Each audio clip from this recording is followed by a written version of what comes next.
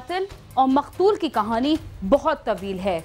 ये इंसान की पैदाइश से शुरू हुई और उसकी जिंदगी के साथ चल रही है। जायदाद हो या पैसा, रिश्तों का तनाज़ा हो या मिल्कियत का झगड़ा, सबका इख्तिताम कत्ल की वारदातों पर जाकर होता है। इसके बावजूद इंसान इतना लालची है कि वो इन तमाम चीज़ों के लिए खून खराबे से गुरेज नहीं करता, ये सब कुछ जानते हुए भी कि उसके हाथ कुछ नहीं आने वाला। वो ज्यादा से ज्यादा मालो दौलत हासिल करने की दौड़ में अपनी जिंदगी दांव पर लगाने से भी पीछे नहीं हटता। इसी तरह हमारे प्रोग्राम में शामिल ये वाकया लाहौर में पेश आया, जब लालच ने एक शख्स के दिमाग पर ऐसा असर किया कि उसने अपने मजमूम मकसद के हुसूल के लिए ऐसा घिनौना जुर्म किया जिसको करने से पहले बड़े बड़े मुजरिमों के पसीने छूट जाएं। इसके अलावा एक सहाफ़ी को नामालूम अफराद ने बेदर्दी से कत्ल कर दिया। पुलिस ने पाकिस्तानी अमिताभ बच्चन को 5 अरकान समेत जाली नोट तैयार करते हुए रंगे हाथों गिरफ्तार कर लिया और नारोवाल में काफ़ी अरसे से ज़मीन का तनाज़ा चल रहा था, जिसके नतीजे में 15 अफराद जख्मी हुए और एक नौजवान अगवा हो गया।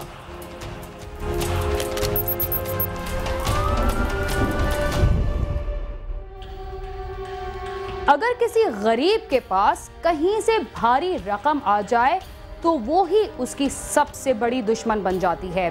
पराए तो पराए अपने भी दुश्मन हो जाते हैं और अक्सर औकात गरीब को उसी रकम की वजह से अपनी जान से भी हाथ धोने पड़ जाते हैं। लाहौर में ऐसा ही एक वाकया पेश आया जब एक नौजवान ने 4.5 लाख रुपए हथियाने के लिए अपनी शादीशुदा कजन का गला काट कर उसे जमीन में गाड़ दिया।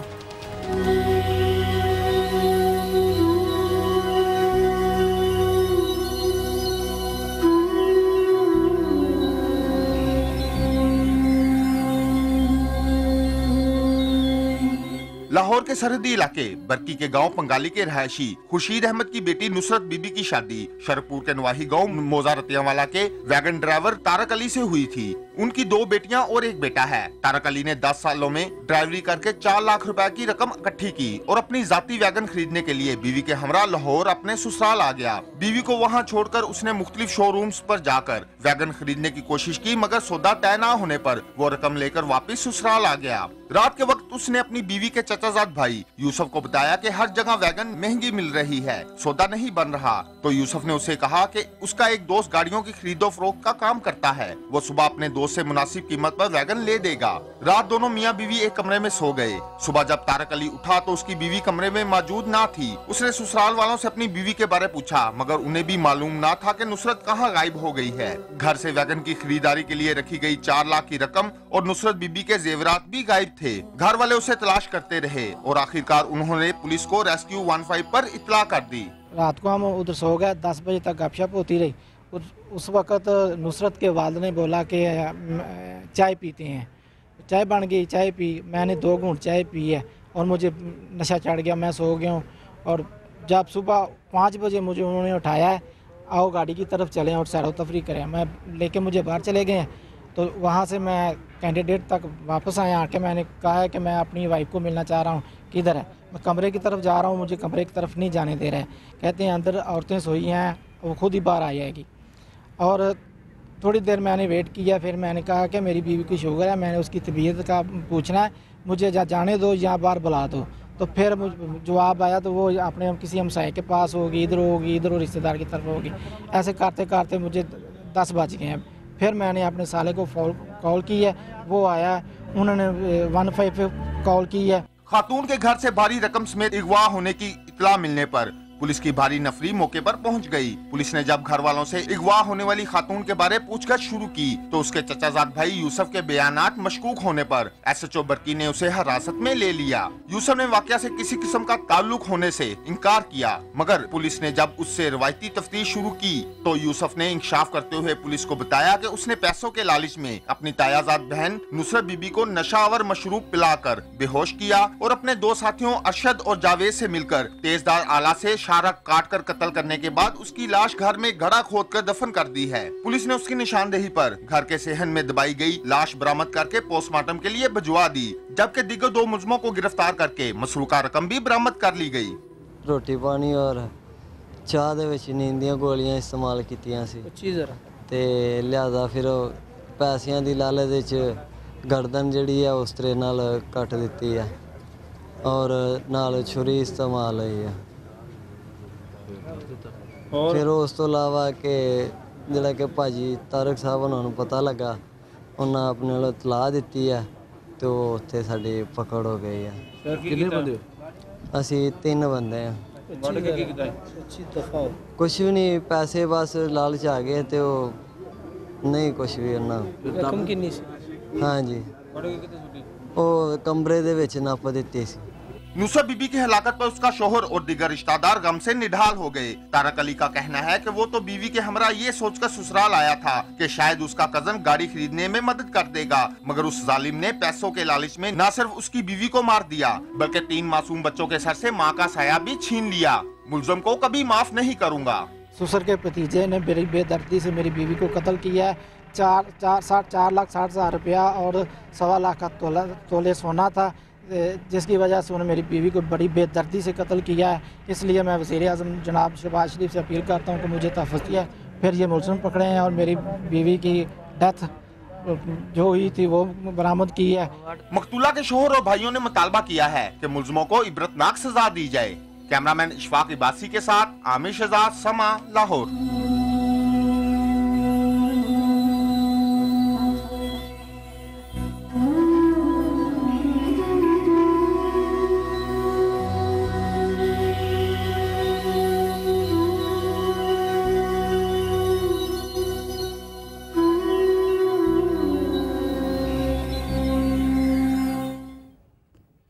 लाहौर में एक मकामी सहाफ़ी को छुरियों के पै दर पै वार करके बेदर्दी से कत्ल कर दिया गया।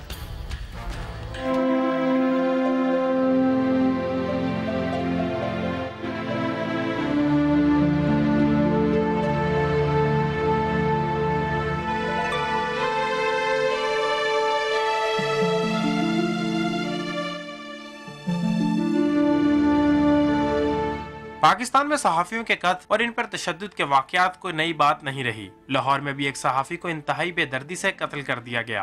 जौहर टाउन मकान नंबर 917 का रहायशी फैसल कुरैशी घर में अकेला रिहाइश पजीर था और अपने बड़े भाई शाहिद कुरैशी के साथ मिलकर एक वेबसाइट अखबार चला रहा था। शाहिद गुज़िश्ता कई माह से अपने अखबार में कुछ इन्वेस्टिगेशन स्टोरीज भी दे रहा था, जिसकी वजह से उसे धमकियां मिल रही थी, क्योंकि पाकिस्तान में इस अखबार की वेब डिजाइनिंग भी फैसल ही करता था। गुज़िश्ता कई दिनों से फैसल को धमकियां मौसूल हो रही थी, जिसका जिक्र उसने अपने अहले खाना से भी किया। 8 अक्टूबर की सुबह शाहिद ने लंदन से अपने भाई के साथ राब्ता किया तो उसका नंबर बंद जा रहा था, जिस पर उसने लाहौर में मुकीम अपने दूसरे भाई जाहिद कुरैशी से राब्ता किया कि फैसल का पता करो, इसका नंबर बंद जा रहा है। जब जाहिद इसके घर में पहुंचा तो बाहर से दरवाजे को ताला लगा हुआ था और अंदर से भी कुंडी लगी हुई थी। ताला तोड़ो आप। तो जब ताला मैं काटने लगा कोशिश की तो उसके दरवाजे की ताले की अंदर वाली साइड पे कुंडी लगी हुई थी, फिर नीचे नज़र पड़ी ब्लड पड़ा हुआ था। वहाँ से मुझे परेशानी पैदा होगी कि मामला कुछ शक पैदा हो गया कि यार अल्लाह रहम करे। फिर मैंने भाई को मैंने बताया, फिर साथ वाले उन्होंने कहा कि आप साथ वाले उससे चले जाओ। साथ वाले हॉस्टल से ऊपर छत की जानिब से आने की कोशिश की मैंने, मेरे कज़न ने, तो उन्होंने आने नहीं दिया। उन्होंने कहा उन्होंने मना किया कि तुम लोग नहीं जा सकते, किसी को अलाउ नहीं है, आपने जाना अपने गेट से, जो भी है जैसे भी करें। फिर हम आगे फिर हमने 15 पे कॉल की, तो फिर बड़े भाई शायद कुरैशी कज़न मेरे, उनको मैंने बताया, फिर इस तरह से सारा वो हो गया। जाहिद ने जब घर के अंदर झांका तो उसे खून नजर आया, जिसने खुद अंदर जाने की बजाय मकामी पुलिस को इसकी इत्तला कर दी। जब पुलिस अंदर पहुंची तो फैसल की खून में लथपथ लाश कमरे में पड़ी थी, जिसे नामालूम अफराद ने छुरियों के पे दर पे वार करने के साथ शारक काट कर बेदर्दी से कत्ल कर दिया था। पहले ये भाई पहुंचा, मेरा कज़न शहजाद कुरैशी, तो इसने देखा आके कि लॉक है, बाहर से दरवाज़ा लॉक है, तो इसने देखा कि अंदर से झांका तो वो खून के तबके से नज़र आए हैं गेट के करीब। तो फिर उसके बाद जब हम साइड वाले ये साइड हॉस्टल बना हुआ साइड पे पुलिस आ गई, पुलिस के साथ मैं भी दोस्त वगैरह कज़न वगैरह सारे दूसरी साइड से टप के ना घर अंदर से आके देखा तो वो डेड बॉडी पड़ी थी, उसके शारक कटी हुई है इसकी, और पता नहीं क्या हुआ इसके साथ, कैसे किया लोगों ने। साफ़ियों के साथ तो अक्सर होता है इसमें कि वो कोई सच्चाई को सामने लेके आते हैं तो उसके लिए पीछे लोग पड़े होते हैं उनके, तो ये कोई नई बात तो है नहीं कि सहाफ़ी अक्सर इसी बातों पे कत्ल हो रहे हैं, मार जाते हैं लोग, अपने आप को बचाते हुए दुश्मनदार लोग जो हैं, ये ऐसे कोई सियासी लोग हैं जो चल रहे हैं, इनके कोई ना कोई बात तो है। मकतूल फैसल कुरैशी साबिक एसपी रेलवे शाकर कुरैशी का बेटा था। इसके वर्सा का कहना है कि हमारी किसी से कोई दुश्मनी नहीं है और हम हंसी खुशी जिंदगी बसर कर रहे थे कि जालिमों ने हम पर जुल्म का पहाड़ तोड़ दिया। हमारे भाई को अवाम की खिदमत करने की सजा दी गई है। इस तरह मर्डर हो गया, मुझे यकीन नहीं आ रहा था। मैं मतलब जिस हालत में जिस तरह था मैं उठ के आ गया था। बाकी मैं अब आके देखा वो बेदर्दी से उसको मारा गया।